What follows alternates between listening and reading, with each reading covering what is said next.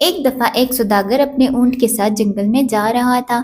سوداگر کا اونٹ بیمار ہو گیا اور وہ مزید سفر نہیں کر سکتا تھا۔ سوداگر نے اونٹ کو جنگل میں تنہا چھوڑ دیا اور وہ خود اپنا سفر طے کرنے کے لیے چل دیا۔ اونٹ جنگل میں درختوں کے پتے کھاتا اور قریب تالاب سے پانی پی لیتا۔ وہ جلدی صحت یاب ہو گیا اور بہت خوش تھا۔ اسی جنگل میں شیر، لومڑی اور کوا بہت اتفاق سے رہتے تھے۔ انہیں اونٹ کے بارے میں پتہ چلا اور وہ اونٹ سے ملنے نکلے۔ اونٹ نے اپنے ساتھ ہونے والا مکمل واقعہ انہیں سنایا اور وہ چاروں اچھے دوست بن گئے۔ ایک دن شیر ہاتھی کا شکار کرنے نکلا۔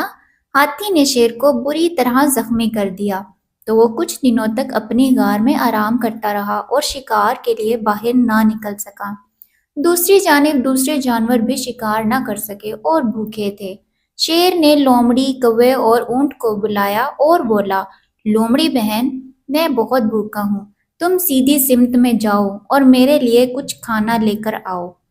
اور پھر کوے سے بولا، کوے بھائی، تم اس کی دوسری سمت میں جاؤ۔ اونٹ بھائی، تم ان کی مخالف سمت میں جاؤ اور کچھ کھانا لاؤ، اور تم تینوں کھانے کے ساتھ ہی واپس آنا۔ اور اب تم سب جاؤ۔ کوا دائیں جانب چلا گیا اور لومڑی بائیں جانب مڑ گئی اور اونٹ سیدھی سمت میں چلنے لگا۔ ان تینوں نے کھانے کو بہت تلاش کیا لیکن انہیں کچھ بھی حاصل نہ ہوا۔ آخر کار وہ تینوں ایک جگہ اکٹھے ہو گئے۔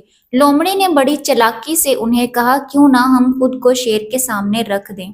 اس بات پر وہ شیر کے پاس پہنچے، جس پر کوا بولا، شیر راجا، میں نے بہت تلاش کی مگر آپ کی بھوک مٹانے کے لیے مجھے کچھ نہ ملا، تو میں خود کو آپ کے سامنے پیش کرتا ہوں، آپ مجھے کھا لیں۔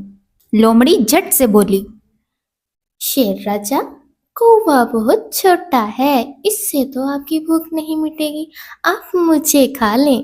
دونوں کی بات سنتے ہوئے اونٹ بولا، شیر راجا، ہم تینوں میں ہی ہوں جو آپ کی بھوک مٹانے کے قابل ہوں، آپ مجھے مار ڈالیں اور اپنی بھوک مٹائیں۔ اونٹ کا ایسا کہنے کی دیر ہی تھی کہ تینوں نے مل کر اونٹ پر حملہ کر دیا اور اونٹ کو ہلاک کر ڈالا اور پھر مزے سے اپنی بھوک مٹائی۔ نتیجہ: کسی پر بھی اندھا یقین نہ کریں۔